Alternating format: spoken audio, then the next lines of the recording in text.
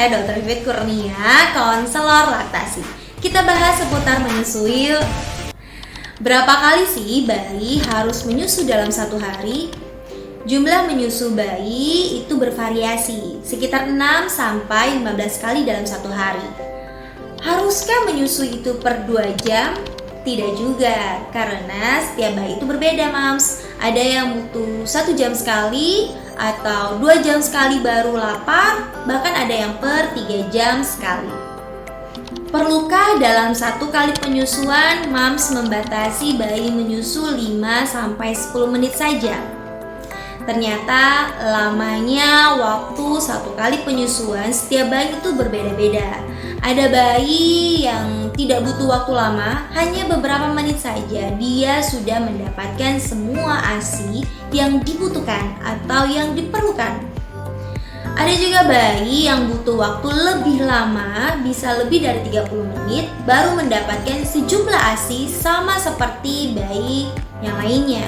Terkhusus pada bayi awal-awal kelahiran di minggu pertama atau di minggu kedua, karena kapasitas lambungnya yang masih sangat kecil sekali.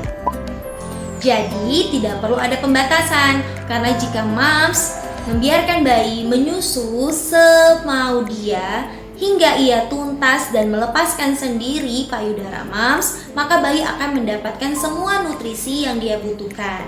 Dengan satu syarat, posisi dan perlekatan itu harus tepat, sehingga bayi akan menyusu secara efektif. Apa yang terjadi jika Mams terburu-buru melepaskan bayi dari payudara Mams?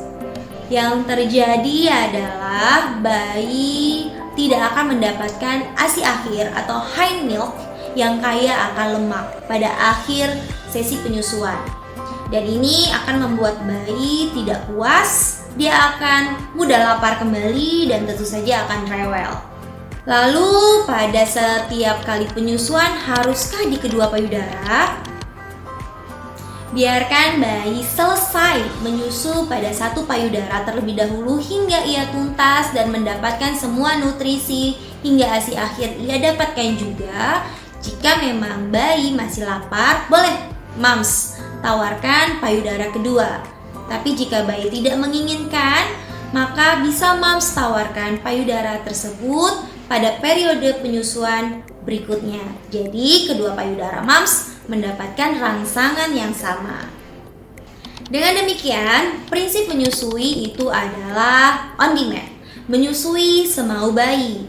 Jadi biarkan bayi menyusu sesering dan semau dia tanpa ada jadwal yang Mams buat, hingga ia tuntas dan melepaskan sendiri ke payudara Mams. Apa sih keuntungannya jika Mams menyusui bayi semau dia? Yang pertama, ASI akan lebih cepat keluar.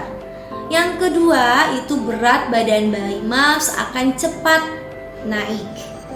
Yang ketiga, kesulitan di awal-awal ketika bayi lahir seperti payudara bengkak itu sangat minim sekali terjadi karena dirangsang terus oleh hisapan bayi. Yang ketiga, proses menyusui akan lebih mudah dan mantap juga bagi Mams untuk melanjutkan menyusui, bahkan ASI eksklusif dan bisa dilanjutkan hingga 2 tahun. Mams juga harus mengenali tanda-tanda bayi ingin menyusu atau bayi siap untuk menyusu. Apa aja? Apakah dia menangis? Menangis sebenarnya ini adalah tanda akhir ya Mams. Jadi Mams itu kalau merespon bayi hanya berdasarkan tangisan itu berarti sudah terlambat. Maka kita harus mengenal tanda-tanda awal ketika bayi ingin menyusu. Apa sih tanda-tanda awal bayi siap menyusu? Kita lihat gambar di bawah ini. Pertama, membuka mulutnya, memutar kepalanya untuk mencari payudara, seperti pada gambar di atas. Ini disebut dengan refleks rooting atau mencari. Kemudian dia terbangun dan gelisah, tidak bisa diam. Dia mulai aktif, kemudian mengeluarkan suara-suara kecil, lalu membuat gerakan mendekatkan tangan ke mulutnya dan gerakan menghisap. Dia akan mulai menghisap jari-jarinya seperti gambar bagian bawah.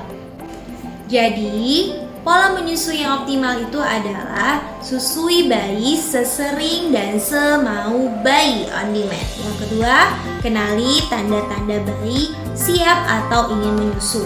Yang ketiga, tidak perlu melepaskan payudara sebelum ia tuntas menyusui pada payudara mams. Biarkan ia melepaskan sendiri payudara mams. Kemudian tawarkan payudara berikutnya jika dia mau. Tapi jika dia tidak mau, bisa tawarkan payudara berikutnya pada periode penyusuan berikutnya. Dengan demikian, mams dan bayi akan mendapatkan manfaat yang terbaik dari ASI. Semangat mams, karena menyusui adalah yang terbaik. Style is the answer to everything.